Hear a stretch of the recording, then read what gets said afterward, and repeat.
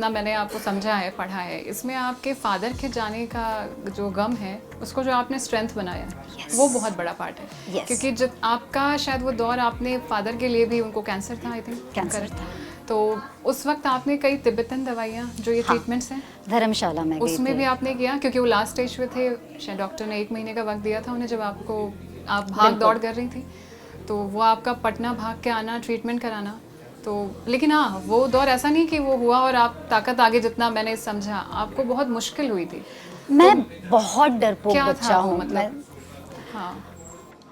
Fact ये है कि मैं बहुत डरी हुई थी, मैं भाग भूग रही थी, लेकिन मैंने फादर को नहीं बताया था कि उनको कैंसर है, मैंने अपनी माँ को नहीं बताया था कि तुम्हारे हस्बैंड को कैंसर है। और ये बात मुझे अंत टाइम पे बहुत तकलीफ़ दे रहा था कि जिसकी ज़िंदगी है, मैंने उसको नहीं बताया कि आप जाने वाले हैं। वाई? बिकॉज उनकी आंखों में दिखता था कि मेरी बेटी बचा लेगी, सब ठीक है, भरोसा है बच्चे पे। मुझे डर था कि अगर मैं उनको बता दूंगी कि आपको कैंसर है, तो शायद वो कोप अप नहीं कर पाएंगे, उनकी हीलिंग पावर वो कमज़ोर हो जाएगी। कैंसर वर्ड से ही डरता है इंसान, मैं बहुत डर गई थी। बट माँ को इसलिए नहीं बताया क्योंकि माँ खुद उस समय बीमार थी। माँ को भी कोई स्टोन आई थिंक हुआ था। स्टोन हुआ था, सो उसी टाइम पे ऑपरेट भी करना पड़ा। तो एक बेड पे माँ है, एक बेड पे फादर हैं, और भाई जो आ रहा है मुझे हेल्प के लिए, उसको डेंगू हो गया है। सो नेचर ने मुझे संभलने का, सीखने का, बदलने का शायद वो सारा प्लान किया हो, I don't know. So after that फिर मुझे autoimmune disorder. So may be अगर ये नहीं हुआ होता ना, तो आज मैं शायद एक के बाद एक सीरियल्स कर रही होती। मेरा जो एक्टिंग करियर है वो अच्छा चल रहा था, और वो धीरे धीरे इंसान पीक पे ही क्योंकि आपने उसे छोड़ा, ऐसा नहीं था कि आपको काम मिलना या वो ऐसा, मैंने नहीं है। नहीं छोड़ा, बिल्कुल नेचर ने ऐसा किया है, साजिश किया है नेचर ने।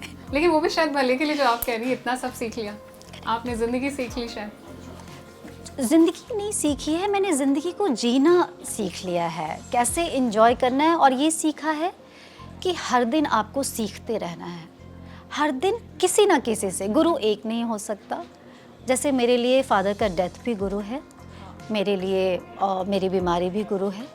मेरे इंडियन साइकोलॉजिस्ट जो मेरे मामा जी हैं, ही इज़ 85, वो तो मेरे मतलब वो मेरे ज़िंदगी में आए और उन्होंने भारतीय मनोविज्ञान से मुझे परिचय करवाया। भारतीय मनोविज्ञान मैं शॉर्ट में बता देती हूँ। हाँ बिल्कुल, कि इट्स ऑल अबाउट री एजुकेटिंग आवर अनकॉन्शियस माइंड। क्योंकि मेरे अंदर सवाल था कि मुझे बीमारी क्यों पकड़ा, ये बीमारी ने मुझे क्यों पकड़ा। ऐसा सवाल नहीं होता था कि ये सब मेरे साथ ही क्यों हो रहा है, या इतनी सारी चीज़ें, फादर भी चले गए, माँ बेड पर है, भाई को डेंगू है, मेरा अच्छा भला करियर मेरे हाथ से भी एक तरह से चला ही जाएगा अगर मैं 1 साल भी बैठ जाऊँ। करेक्ट। तो वो डर नहीं आए कि ये सब मेरे साथ ही क्यों? गुस्सा था, बहुत गुस्सा था। तभी किसी से शेयर भी नहीं कर रही? No one.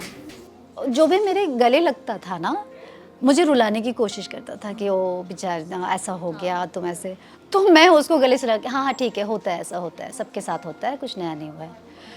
So I was like stone. मुझे रोना तब आया जब मैं जंगल में गई, मैं पहाड़ों में रही, और मुझे वो जो अकेलापन मुझे पता चला कि क्या हुआ है। सन्नाटे की आवाज़ सुनाई देती है। सो मेरी बातचीत नेचर के साथ ज़्यादा होती है इंसानों से कम। अभी जो आप घूमना, आपका अभी भी घुमक्कड़ी चल है, जो बहुत अच्छी बात है, ज़िंदगी सीख रही हैं आप।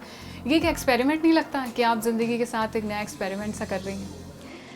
ये बेसिकली पता है, ये एक्सपेरिमेंट है, लेकिन जो मैंने पढ़ा है ना, उसको इम्प्लीमेंटेशन कह सकते हैं। कि मैंने पढ़ा है कि नेचर आपका डॉक्टर है। पहले क्या कहा जाता था कि अगर आप बहुत गहरे बीमार हैं तो सैर सपाटे पे जाइए, है ना। पर वो करता क्या है मुझे आज तक नहीं पता था। मैं बोलती थी बताओ, एक तो बीमार है इंसान और कहते हैं घूम कर आओ, क्या घूम कर आएगा इंसान।